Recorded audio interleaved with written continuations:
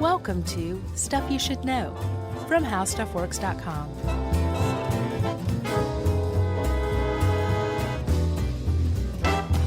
Hey, and welcome to the podcast. I'm Josh Clark, and sitting across from me is Charles W. Chingus Bryant. And sitting to your right is ghost producer Casper. Nobody. It was Ramsey, guest producer Ramsey. We've got like all these new guest producers coming on, hot and heavy. I know. Jerry had Fast and to. Furious. She had to leave today, and I think everyone's busy. And so someone came in. There's also a distinct lack of interest I picked up on. Boy, remember the days when people used to jump at a chance to sit in here? Oh, yeah. Now they're like, I've got to mail something. I know. Used to be like, oh my gosh, Jerry's gone. Let me do it. Yeah. Now Then they grew up. Yeah, and then they grew up, and now we have our little dunking bird to peck the key. Yeah. The R record button. Yeah. Just going back and forth thinking about where its life went wrong. Just us. Just us, Chuck, and a guy named Genghis Khan. Do you pronounce it Dingus or Genghis or Chingus? Are you being serious? I know it's not Dingus, but I've also seen it spelled in a way that would suggest It's Genghis, you dingus. You pronounce it Chingus. Oh, really? I think I have heard that. Mm-hmm. But we're going to go with the general Genghis pronunciation, okay? Right. Although his, what was his birth name? Temujin. Mm-hmm. Genghis Khan isn't even his real name, everybody, so calm down. It's Temujin or Temujin. Man, did you see that statue? I've seen it before, yes. It's enormous. Have you seen it in person? No. No. I've not yet been to Mongolia. That's something else, man. I will one day, though. Yeah, no, it's the world's biggest equestrian statue. And with good reason. It's like 40 meters or 130 feet tall. Yeah. That's an enormous statue. It's pretty impressive. Whether you're on a horse or not, that's a big old statue, right? Sure. I almost didn't say old. And I think it's made of like 250 tons of stainless steel, which means it rinses clean really well. Mm-hmm. And it looks like, I saw the wide shot, it doesn't look like one of those that's, surrounded by Burger Kings. Oh, good. Looks like there's a lot of land around it. Well, Mongolia has a lot of land, a lot of undeveloped land from what I understand. Yeah, this was an interesting one because depending on what kind of historian you are, he is either a revered mastermind or a scorned Butcher? Butcher, yeah. I know. He's actually, I think, both. Well, of course he was both. But yeah, sure. there are definite camps for sure. Like a lot of people, I've seen them called the pro-Genghis camp. Mm-hmm. The pro-G? Yeah. Yeah. That they're all about like all the cultural transmission that happened under his rule. Yeah. Or all the new innovative laws or religious tolerance was another one. Yeah. And yes, like all that stuff happened. It's not in dispute. Like there were a lot of things that we'll talk about that were really positive. But he's also directly responsible for the deaths of about 35 million people. Yeah, the anti-G. Over a 25-year period. Mm-hmm. That's a ridiculous amount of death of people who, had Genghis Khan not been born and, decided to lead a conquest, would probably otherwise not have died violently. That's a big mark in his favor, or against him. Well, my morality just switched off there for a second. So you got the pro-G, the anti-G, and the ally-G. Right. That's the third camp. Yeah. The Booyakasha. Booyakasha. I miss that. Oh, it's good stuff. It is. But they tried to bring it back, remember, and it was like... Oh, really? Was there a part 2? No. Or a 2.0? That's the problem. They didn't do new stuff. It was just him introducing old stuff. And it was like, we want more new stuff. We've all seen this old stuff a bunch. It was like for a month on FX. But they shot new hosting segments? Yes, that were like 15 seconds long. So basically they said, hey, Sacha Baron Cohen, how'd you like to make another X amount of dollars? Right. By showing up for a day. How would you like to do the Ollie G version of SYSK Selects? Ooh. Yeah. All right. I'm not going to examine that one too closely. All right. So we're talking about Ali G. I mean, Genghis Khan, right? Yeah, and just some large statistics right off the bat as far as his influence. Well, not his influence, but his rule in sheer numbers. Yeah, this is the reason we're still talking about him, not just because he killed so many people. Yeah, agreed. By the time, of course, everyone knows he was a great conqueror who just kept branching out further and further. And This is how far he reached. Eventually, in modern day terms, he would reach Austria. He banged on the door of Austria. His son did. Just get out a world map and look at where Mongolia is. So Austria, Finland, Croatia, Hungary, Poland, Vietnam, Burma, Japan, and Indonesia. 12 million contiguous square miles. Which is the size of? Africa. Again? Amazing? Yeah. And then to put that in context, the great Roman Empire, that was about half the size of the United States. Yeah, the Roman Empire was half the size of the United States. Yeah. It took them 400 years to amass that. Yeah. In 25 years, Genghis Khan had an empire the size of Africa. Yeah, and then at the time, the population of the world was about 7 billion people. The Mongolian Empire was about 3 billion of that. So it's just astounding. It is astounding. And to put it in like true cultural or true historic context, at the time, in say like the early 13th century, the Mongols were the Mongols, a bunch of nomadic tribes on the steppes of Mongolia. China was a well-established and fairly advanced patchwork of dynasties. Yeah. You had like Europe growing they were in the Middle Ages, but they were like the Renaissance is coming not too long. Yeah. You had the Native Americans over in America doing their thing, Africa doing their thing. So there's all these different things going on in the world. And then all of a sudden, out of nowhere, this tiny little bunch of people who aren't even into agriculture take over Eurasia. Yeah. In 25 years. Yeah. Out of nowhere and kill 35 million people. Yeah. Out of nowhere. It'd be like if Polynesia suddenly rose up and took over the Americas in 25 years. They just assembled and said, we're taking over. And they were just so ferocious that America just didn't even know what to do and was overrun by them. Yeah, and their rule was not long-lasting for a lot of the reasons that there's a lot of ironies, a lot of the reasons that they were able to spread so fast ended up being their undoing. But this is all just setup fodder. Yeah. We haven't even gotten into it yet. So let's do start, okay? Shoo. Back in people think the best guess is probably 1185 I saw. There was a kid named Temujin, 1162, I'm sorry. And he was born in place called, along the Onan River, near Ulaanbaatar, which is a great name, but that's the capital of Mongolia. There's 5 A's in that. That's a lot of A's. That's a lot of A's. And this kid, this Temujin, who would grow up to be Genghis Khan, was not Genghis Khan material from the outset. No, he was he was a middle brother, and apparently both younger and older brother outshone him. Yeah, he was very much the Jan Brady of his family. He was, because apparently little brother was a much better athlete and a better, arrow shooter, or I guess you would call them archers. Kind of better at everything. And then his older brother picked on him.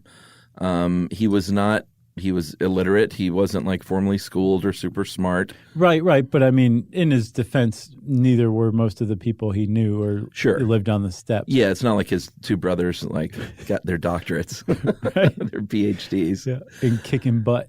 Well, that's true. But he was, reading, I wish I knew more about this whole era, because it sounds like it was just a crazy time, especially over there, where people would be like, if I want something, I'm just going to go take it. Yeah. If I want that tribe gone, I'm going to go kill them. If I want those ladies and children, I'm going to kidnap them. And that was just sort of how the land was ruled. Yeah. It was kind of not chaos, but just brute force. Lawless.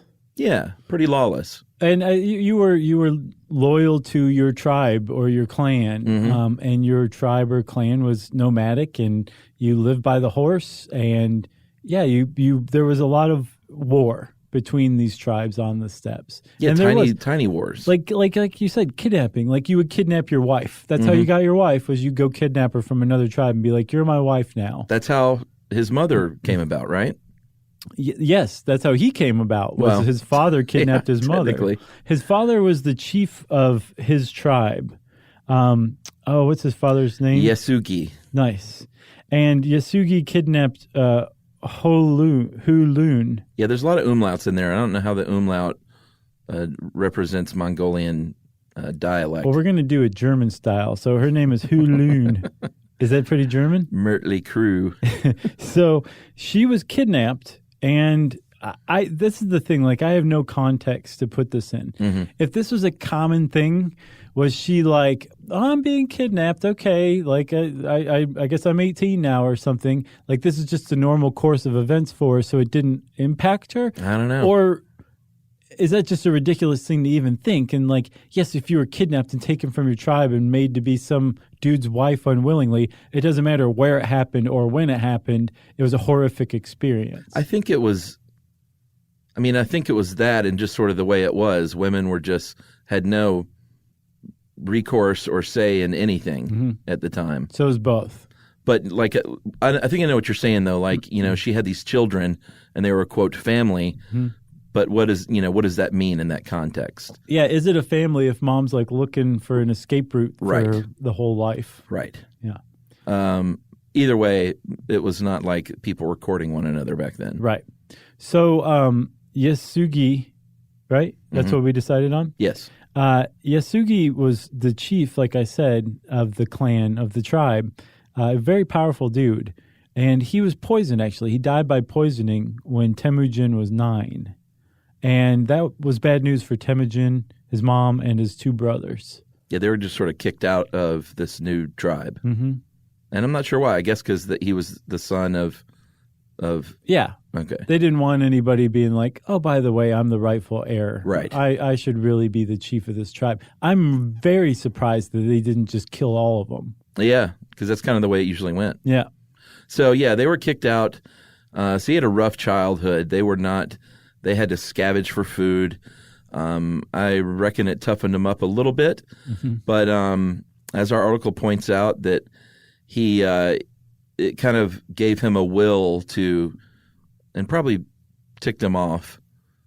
So he had anger and will. Vengeance all rolled up into one, which says a lot about like the man that he would become, I think. For sure.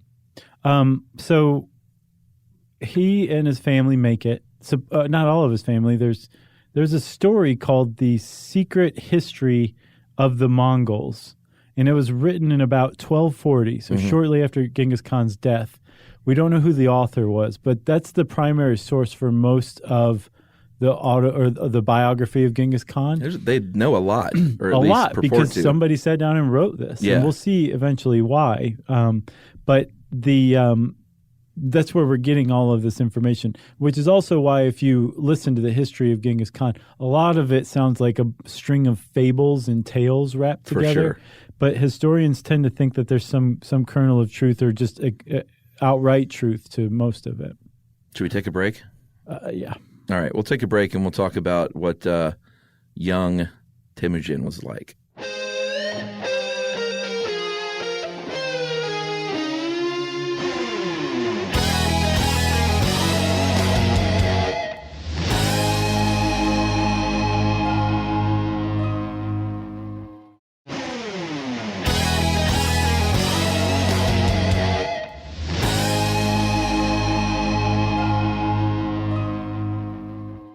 All right, so we said that he was a bit of a crybaby, got picked on, wasn't very athletic or strong, but he had charm, he had chutzpah, he had charisma. And a little bit of moxie. And definitely, you got to throw in some moxie.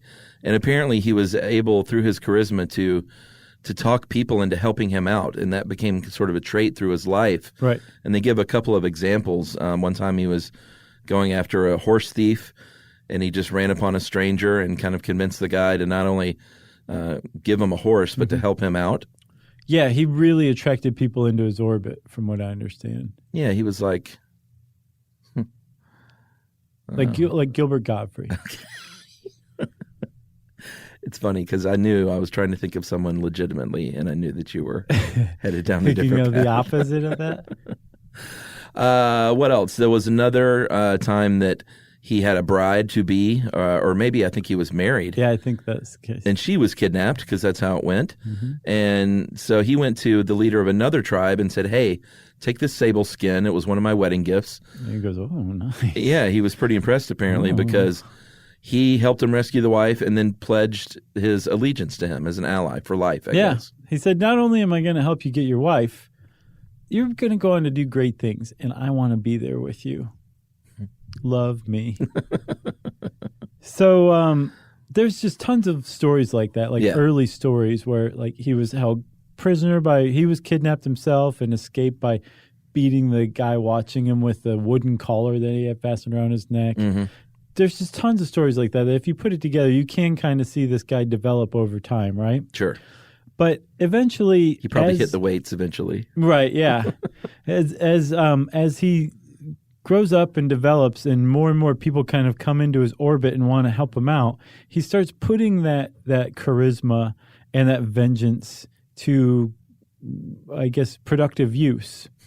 And he assembles his own tribe and other tribes. He starts allying with other tribes, and the tribes that don't go along with it, he slaughters in war. Mm-hmm. And he was known for having an eye for other talent, which would aid him tremendously throughout his years as a conqueror. But, for example, if you were a good enemy soldier and he noted that in battle, there was a good chance that you were going to end up a field commander on his side after the battle was over and he beat your guys. Uh-huh. And there's actually a story where his horse was shot out from under him, and after his group won the battle, the Mongols won the battle, he wanted to know who shot that arrow. And the guy on the other side stood up and said, it was me. And he said, your name is Jebe now, which means arrow, and you're going to become a field commander for me. And he went on to be one of the best he ever had. And the guy was like, is he messing with me? Right. Am I about to get my head chopped off? Yeah. But that was pretty par for the course with him. And so through these actions, he started assembling an army and became the leader of the steppes. Yeah, and people, like you said, if they challenged him, they were squashed. He had a surrender or die policy, which apparently if you literally did not fight and you were just like, okay, we're all yours. Right. Apparently he was okay to you. He wasn't known for torturing people. I don't know if he, I don't want to say he was kind to them, but I think he kind of wanted his subjects to be happy and productive. Right. So if they didn't fight him, he was like, all right, you're part of the big extended Khan family. Come here. Come here, you. Thank you for your kingdom. Although he isn't Khan at this point still. No, that didn't take place until, I believe, 1206. Yeah, that's when the Mongol tribes all got together. They had a great assembly called Kuralai, and they said, you know what? You're the man. You're Genghis Khan now. Mm-hmm. We are all on your team because, quite frankly, we're scared of you. Right, we're scared. We're so scared. So and he was like, hey, that's fine. Yeah. So Genghis Khan, they think Khan means ruler. Yeah. Indisputably. Genghis, they're not 100% sure what they meant by it because it can mean ocean or just. So they think they were saying supreme, the leader all the way to the ocean. Sure. And then you run into Triton. You don't want to mess with him. Right. But up to Triton's area, this guy is the leader. So that's what they meant by ocean leader. He wasn't Aquaman? No. So they're unified now, and he said, I have to assemble a nation here. I've got all these tribes. I want a unified people. Yeah, that was a big move. It was, and it was a smart move. And all these old clans got together, people that were enemies joined forces. I don't know if they became, best buds or anything. Well, one of the things they did is they renounced these old rivalries. Yeah. They stopped warring with each other. They stopped robbing one another. Yeah. And they started identifying not as these individual clans, but as Mongols. Yeah, and strength in numbers. I think they realized this could benefit us all. Right. If we're one big powerful group. Right, but numbers is relative though, man. Sure. From what I saw at its peak, the army of Genghis Khan had about 100,000 men. Yeah, which is peanuts. It is peanuts. So why were they? Should we get into why they were successful yet? Or yeah. Okay. So why were they successful? Well, a few reasons. Probably one of the biggest is these dudes could ride horses and shoot arrows like nobody's business. Yeah. They were incredible. They had an incredible cavalry. He was one of the first that whoever wrote that article you sent, that one historian, he was great. Yeah. So he pointed out that he realized that the cavalry didn't need to be followed by an infantry, which was a huge advantage, I guess, in battle. You needed far fewer guys. Yeah, and just get everyone up on a horse. Yep. They were incredible archers. Their accuracy was unmatched. They could fire an arrow, apparently like over 300 yards accurately. These horses were awesome. They were grass-fed. They could live off the land. They had this armor that was really lightweight and flexible. So, at the time, they were fighting people in much heavily armored apparel. So they could move around better. Right. On their horses. They were firing arrows, and they had these little short swords, and they had this thing called a hooked lance. And they're like, a lance is all right. It's cool, I guess, to poke someone off a horse. But what if you can poke them or grab them? So they added a hook to the lance, a very simple feature. Right. And it really changed things. It was like a modern evolution in weaponry. Right. So these are just a few of the reasons. One of the others is tactics and strategy. Yeah. He would scout out before battles for weeks sometimes. He wouldn't just go as brutish as they were. They would spend a lot of time doing research and spying. Yeah. And really kind of figuring out a game plan. Like if they were going to sack a city, they knew where the trade or the supply lines were. Sure. Escape routes, all that kind of stuff. All the stuff you need to know to sack a city. Yeah. One of the other things, part one, I saw it called a quantum leap in military strategy and technology. Yeah. Okay? That was the first thing. The other thing is something you touched on earlier, their surrender or die policy. Yeah. Right? So their military prowess combined with their tactics and their policy of if you don't just say, yes, that's fine, we don't want to fight, we're going to kill everybody. Just about everybody. And they were actually pretty smart about it, too. They'd find, the skilled craftsmen in some cities and engineers. Be like, we're going to spare your life because you're now a Mongol. Yeah. You got to move to Mongolia, by the way. But they would just kill so many people that a lot of historians have tried to figure out why were they so ferocious. And there have actually been a number of theories that have been put up. One is, Genghis Khan was he was into shamanism. That was his religion. Yeah. But he was fervently religious about shamanism. And there was a great god of the sky who I think is analogous to Vishnu maybe in Hinduism. And this god supposedly gave him a vision that he should become conqueror of the world. Yeah. And so some people have said, well, he, if you opposed him, you were opposing his God, and so there was no room for that, and that's what made him so ferocious. Yeah. Probably the best explanation, though, is that if one of their 100,000 horsemen died, that was a big deal, right? Yeah. So to save their numbers, they were better off not fighting. So by slaughtering an entire city, that word about that gets around the area. So when those guys show up to your city, there's a pretty good chance that if they say surrender or die, you're going to surrender. And so the Mongols didn't have to sacrifice a single person. Yeah, and also get the idea. I mean, we're going to talk about his major sieges, but he also had a lot of smaller skirmishes with just kind of regional tribes, I think. And I got the idea that he wouldn't send all his dudes in there. He would send in a small amount of people as possible. Right. Because they were so fierce and good at what they did, he didn't need to, and then that also reduced the chances of loss of life, I guess. And then, so the smallest units, that 100,000-man army, boiled down to units as small as 10 people. Yeah. That was the individual unit, was a 10-person cavalry group. Yeah. And yeah, you could just say send 5 groups in or 1,000 groups in or whatever. Yeah. There you go. And he would also, as he went, he would pick up whatever weaponry and tactics that other armies used and use those. Because one thing that was pretty clear in reading this, Genghis Khan did not like walls in walled cities. I saw that too. It ticked him off, yeah. especially for some reason. Why would you do that? No. Yeah. So he, he got catapults and things like that, and he would do some awful things like with ladders and catapults. He would fling diseased animals. Like that wasn't. I don't know. He wasn't the only one to do that, but some of this seems like lore, though. The thing with the cats and the birds. Yeah, he told one city that he'd spare them if they gave him 1,000 cats and 10,000 birds.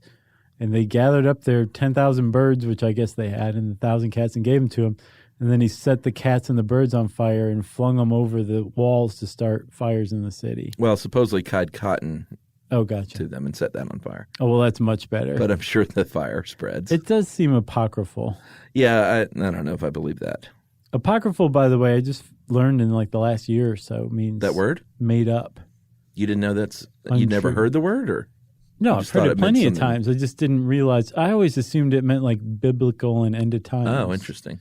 Because it's resemblance to apocalypse. I've got one more for you. What's that? I just this week learned what coup de grace actually means.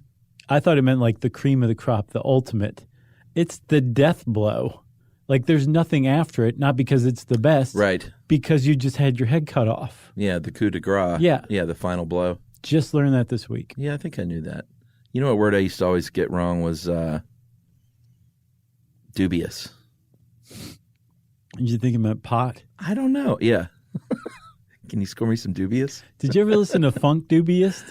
They were like this rap group from the 90s. Yeah, that had like I remember Funk hits. Dubious. They were great. All they wanted to do was have fun. In the midst of like the whole gangster rap thing. Funk Dubious. I totally remember that. Yeah. Boy, they just went away. I haven't heard that name in... I think they had like one album and that was it. What was their big hit? Oh, I don't even remember, but I'll bet it had to do with pot. Probably so. All right, so he's got Mongolia pretty well taken care of at this point. What did you think dubious meant? I made a joke instead of letting you answer. No, I don't remember what I thought it meant, but I think I just used to get it wrong. We'll go back to Funk Dubious. So he's got Mongolia pretty well under control, and he is insatiable, though, Genghis Khan is. He starts looking around, and he's like, China is big. You look pretty. And I think even though they are wealthy and tough and have a lot of dudes to fight, I think I can take them because I'm Genghis Khan. Which is a nutso thing to say at that time. Sure. Especially depending on which of the dynasties in China you were talking about, because I think there were at least 3 major ones. Well, he's like, all of them. Let's just go one at a time. Yeah. So that's what he did. Yeah, that's exactly what he did. He started with the... and there's, I'm sorry, everybody. I'm having trouble keeping up with all of the names, but the Tanguts? Yeah, the kingdom of Xijia is how I would probably pronounce it. Is that Not right? Dixia Chang. No. Yeah, I think it's about that. Xijia. Yeah, Xijia and the Tanguts. And I think this was sort of a test, his biggest test militarily at the time. Yeah, it was. He'd been fighting other tribes on the steppes to consolidate them and killing off the resistors. They didn't have cities. The Tanguts were the first ones that he encountered that had like cities with walls that were fortified that he needed to figure out how to lay siege to. Yeah, and he did, to the point where the king finally said, all right, you are my master, here are my troops, and here's the princess bride as well. Right. Because I've heard you get around. Yeah. And Genghis Khan said, as you wish. That's right. Isn't that what he said? I think so. Okay. So then next he said, all right, how about this other region, the Qin Kingdom? And he faced a 70,000-man army, and it said virtually wiped it out in this article. So he's working his way up here now. Yeah. So he actually hit the Qins twice, from what I understand. And this How Stuff Works article says it happened in 2013. So I'll bet the Qins were quite surprised to see Genghis Khan show up 5 years ago. Yeah, I wonder why. It says he came back and got a bunch of silk and gold and got a bunch of engineers. I wonder if that was the purpose of that mission. Maybe. Was like, hey, I don't think we properly rated them. Yeah, because this was 2 years after the first one. I guess that's all it was, that he wanted some more silk and gold. And, again, appropriating weapons like crossbows, catapults, and, because it's China, early versions of explosives. Right. And so he's using all this stuff. He's not married to just the hook pole and just the saber. He'll try out anything he sees works, right? Yeah. So he's knocked out the first two dynasties. He's brought them under his control. He now controls a significant portion of China, all of the steppes around Mongolia. Yeah. And he's got his sights set on the biggest one of the three, the Jin dynasty. Yes. And he actually got in contact with them, or else they got in contact with him first. But the emperor of the Jin dynasty, this is an advanced civilization at this point. Very wealthy, maybe the most advanced and wealthy civilization on the planet at the time. Maybe. Genghis Khan is a backwoods redneck horse rider who just happened to get lucky a couple of times, caught the other two dynasties slipping. Well, sure. That's what the emperor of the Jin dynasty is thinking. Yeah, he's thinking, you're going to be my slave. Yeah, he's like, you've done pretty good, kid. I'll tell you what. I'll let you look over my land in the south. You'll be my vassal. And here's a princess bride. I hear you like him. Yeah, but it did not work out that way. No, it didn't. He actually successfully defeated the most advanced, wealthiest society on the planet at the time, the Jins. Yep, slaughtered thousands and thousands of people. Well, that's how you do it, I guess. And these three campaigns, these are huge, enormous campaigns. China was extremely populous at the time. And the number of people who died, most of the people who died under Genghis Khan's rule through war and conquest happened during these three China campaigns. Yeah. About 30 million people died. And this is over, 10 years, I think? Less than 10 years? Yeah, I think so. It's nuts, man. Yeah, so he wanted to continue going, west. In 1219, he made his way through modern-day Central Asia like Turkmenistan, Afghanistan, Iran, and the Shah Muhammad there said he killed an ambassador that they had sent forward from a trading caravan, and he had a big walled city, and he's like, I'm going to be fine. I'm not sweating this guy. Right. And he burned the city down, Genghis Khan did, and including 1,000 of the soldiers who were in a mosque hiding out, killed about 100,000 people. But of course, like you said earlier, he spared the skilled craftsmen and workers. Right. And this is the Khwarezm, man, I even practiced this one. The Khwarezm, I think so. Empire, which its capital city that he sacked is now in Uzbekistan, but I've seen it called mostly like Afghanistan, Iran. For the most part, this is the area it covered. Iran is what I see it mostly compared to these days. Yeah, and things are starting to get a little out of hand at this point, and it's basically sort of due to the fact that he went too far. There were too many people, too much land. When you control I think the guy who wrote that article you sent said that they weren't producers of anything. The Mongols. Yeah. Right. Or tradesmen. They were conquerors. That's it. Yeah, and that's not like, you got to diversify. From what I understand, they didn't have a written language. They didn't do anything. They just conquered people and took over your land and then leached off of you. Yeah, which is a good skill to get going, but if that's all you can do, I think he likened it to a shark needing to feed. Right. Like eventually you run out of lands to conquer, and then in the interior, it's such a huge corporation at this point, it gets unwieldy. So Genghis Khan recognized this at some point. Yeah. He saw that he had basically a change of heart about agriculture, about walled cities, about a sedentary lifestyle. Yeah. And I think he mostly saw like, oh, you can make way more wealth this way. So he turned from conquering as much toward figuring out how to administer this area that he conquered. Again, Eurasia is conquered. It's under this guy's This guy's had never been united before and hasn't been united since. Even under Soviet rule, the Genghis Khan's empire was bigger than that, right? And so he's put it together, and he's like, what do I do now? And we'll talk about that after this message. How about that? Yes.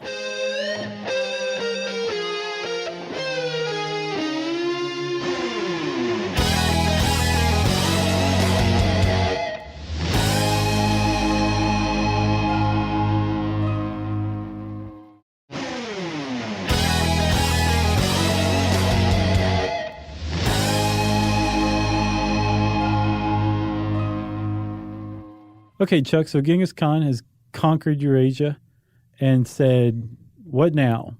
What now, Eurasia? What do you guys want to do now? I'm done with killing. Not really, though. Well, he died. Yeah? I guess that's right. Yeah, and this is, no one knows quite how he died still. Some people say he had a fall from a horse and was injured, eventually died. Other people said it might have been typhus. There are a few other theories floating around out there, but... Yeah, like shot in the knee with an arrow is my favorite. Yeah, which I guess just infection. I would die from pain. Yeah. It's interesting, though, in August of 1227, when he was on his deathbed, like one of the last things he did was say, remember the Tanguts? Go kill all of them. Right, that's what he did. I think they were the first people he conquered, right? They were the Zhizha people. Okay, the first people in China. And when he went to go attack the Khwarezm Empire, he demanded that they send some troops as reinforcement, and they said no. He defeated the Khwarezm and turned around and went right over to Zhizha and was like, "You guys you're toast. Yeah, you're in trouble." And that was his last act as a living person. Yeah, he was succeeded by one of his son. Ogedai, who took that stuff all the way to Europe. Oh yeah, like he had a bunch of sons. Uh-huh. And I guess we might as well talk about his lineage. It's very famously the Genghis Khan. I mean, what is it, like one of every 200 men? Something like 0.5% of the total global population is directly descended from him. That's amazing. It's amazing and gross. That's a lot of people. Yeah, he was about 65-ish when he died, and no one knows where he's buried. No. Because they killed everyone on the way to the funeral. That's one. And then also they rode over his grave. With horses? I looked up, do you ever go on Quora? Sure, every now and then. It's great, man. Yeah. Like you can usually tell who knows what they're talking about of the answers and multiple, and frequently it's most of the people. It's a good serious, like it's a good place to get info that you should then go double check. Yeah, but I agree though. It's not like the old days of what was the terrible one years and years ago where you would ask a question. Yahoo questions? Yeah, probably. Or Yahoo, yeah, something like that. Yeah. There are a lot of platforms like this. Yeah. This is a pretty good. It's not corrupt yet. How about that? Yeah, I think Quora is pretty good actually. So I went on Quora. This one you can't really look up, but this one guy, two people. Like the question was, why was Genghis Khan buried in secret? I think, and two people said they didn't want his grave robbed. Makes sense. They wanted to make sure that the transfer of power to his son was complete, so they had to keep his death a secret. That makes sense. Yada, yada. This one guy said, don't be idiots. He was a little arrogant, but he said, like, don't be idiots. Genghis Khan was a shamanistic person, religiously fervent. Yeah. He would have gone one of two ways. They would have cremated him and just spread his ashes, or they would have done a sky burial. Remember we talked about those before? Where they just left him on the mountainside for the vultures to pick over. It wouldn't have buried him with grave goods. He would have been embarrassed with that. So he's the only person I saw say something like that. But it gave me pause. It made me wonder if the hidden grave is just, just more lore about Genghis Khan and off the mark. Interesting. Yeah. Well, his legacy looms large still, not only in his lineage from his loins. His overactive loins just leaching out goop. But depending on who you're talking to, Well, he definitely did some things. He opened up trade. Right. The West got things like noodles and tea and playing cards. Mm-hmm. He perhaps founded the very first version of what would later be a post office with his, what was it called? The Yam? Yeah, like a Pony Express. Yeah, like just different stations. The Pony Express. Yeah, like straight up. But like 600 years before the Pony Express. Yeah, exactly. But depending on who you're talking to, some people lay almost all of modern warfare at his feet. Yeah. Which is sort of interesting because you can sort of draw a line back to his tactics that eventually would become the Crusades or the slaughtering of the Aztecs and the Incas. Yeah, so they say... Like they would learn from him and then do that. Right. Because it was more that cultural conveyor belt. Right? So they say that he conquered the Khwarizm Empire, came in contact with Islam, and taught them ferocity, which the Europeans learned during the Crusade, and they took that ferocity back to Europe and then eventually to the New World, which they used on the Native Americans they found there. And somebody said, no, the Europeans were already well-versed in ferocity and brutality and warfare. They didn't need to learn it from Genghis Khan. That doesn't mean that's wrong. Right. But it's the suggestion that the Europeans were naive to brutality and warfare is incorrect. Well, it's complete BS. And the author of that article also makes a good point. And like you can't look at and judge him by today's lens. He wasn't any more brutal than anyone else back then. It was just the number. Yeah, he just did it better. That to me, though, so I guess then maybe my problem is like celebrating people who've killed tons of people. Yeah. Like that's what I have a problem at base. Sure. Because it's great man history, you know? It bugs me. It bugs me too. Sorry, we didn't come across that way, did we? No, but just by carrying on the tradition of talking about this guy and, you know, you definitely keep his little flame burning.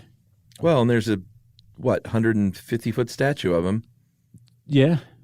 Like he's still very much revered. Well, let's talk about that. There. Like if you were in Mongolia right now, you're probably pretty mad at me and Chuck. Apologies for that. It's the great man history thing we have a problem with. But in Mongolia, he is known as the founder of Mongolia. Yeah. The greatest leader Mongolia has ever known, and possibly the world if you're a Mongolian. And during the Soviet occupation of Mongolia, you were not allowed to talk about him. Yeah, they took him out of history books. Yeah, because they were trying to stamp out any kind of nationalism in Mongolia at the time. So the moment the Soviets left, the Soviet Union dissolved, they were like, Genghis Khan, Genghis Khan, Genghis Khan. Yeah. They built a statue of him. They named an airport after him. They put him on currency. So he's definitely revered over there. But I think that the author of the article, I think his name's Frank McLynn. I'm almost positive. It's a really good article. Yeah, it's great. Frank McLynn. He wrote this wonderful article called The Brutal Brilliance of Genghis Khan. But he points out, like, whatever you think of the guy, even if he was the same as his contemporaries and it still seems alien to you, like think about your own leaders. Your own leaders send people to die on the battlefield too, and they're revered as well. Sure, for causes that aren't not noble. Right. So the point is I guess don't hate on Genghis Khan. Hate the game, not the player. Right. I guess so. Wow. Boy, this guy took a deep left turn, didn't it? Well, it is interesting. Yeah, you could talk about this dude forever. Yeah, he also makes the point, too, that the Mongols were what he called culturally unbalanced. So he's like, at least the Europeans, while they were slaughtering and killing, were giving us the Divine Comedy and Carmina Burana and these great cathedrals and operas, whereas the Mongols were just barbarian raiders and butchers. All slaughter, no substance. That's a T-shirt. Yeah. Very famously, too, in the movies, Genghis Khan was played twice. Once by John Wayne. Yep. Believe it or not. In The Conqueror. And then Omar Sharif. Okay. Egyptian, also not close to Mongolian. Right. I don't know if that's better or worse than John Wayne. It's probably the same. I think it's worse. Or no, better. Better? Well, now it'll be Hugh Jackman. No, I think Hollywood's changed somewhat, but like 5 years ago, they would have been like, what about Jason Momoa? Or Matt Damon, put one of those Fu Manchu mustaches on him. Or they just pick Momoa because, like, he looks tough. Who's he? And he looks sort of ethnic. He's the guy that plays Aquaman. Ah, gotcha. And is on... very versatile he's ethnically. in Game of Thrones. Probably, but... And I even looked up Mongolian American actors to see if there was anyone out there who they could tap into, and I don't think there are a lot of them. Oh, okay. So probably have to be some good unknown. So speaking of looking like a Mongolian, okay? Got one last thing. Are you done? Oh, I'm done. The Mongolians were really, really good at propaganda.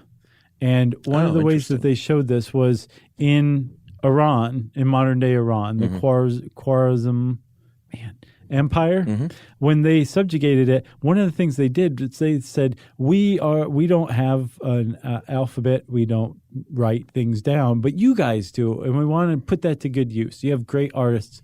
We want you to do a history of the Mongols. And the scribe said, sure, we'll do that. And we want you to do a history of the world. All the great leaders in the world, all the great civilizations in the world. We want you to do those. So they did. They wrote this huge compendium, a universal history of the world. But the Mongols had them illuminate the text. And they had them, whenever they drew a leader or a conqueror or an army, they drew them as Mongols. Oh, interesting. So they insinuated themselves into history as basically the progenitors of all greatness, and thus justified the subjugation of this area. Wow. And they did it through propaganda. They had like all that like copied, hand copied and distributed as widely as they could. Wow. Isn't that interesting? Yeah. There you go. That's it. All right. If you want to know more about Mongolia or Genghis Khan or any of that stuff, you can type those words into the search bar at How Stuff Works. Pick up a book, you dingus. And since Chuck said that, it's time for listener mail. Hey, guys. Recently listened to the show about burying Ferraris. I want to share another cool story about an almost buried car. In 2013, Brazilian billionaire Count Chinquinho Scarpa made headlines when he announced he wanted to bury his $500,000 Bentley, like the pharaohs did with their precious possessions, so he could supposedly ride around the afterlife in style. Attracted tons of press and social media buzz, with many people outraged he would do something so selfish.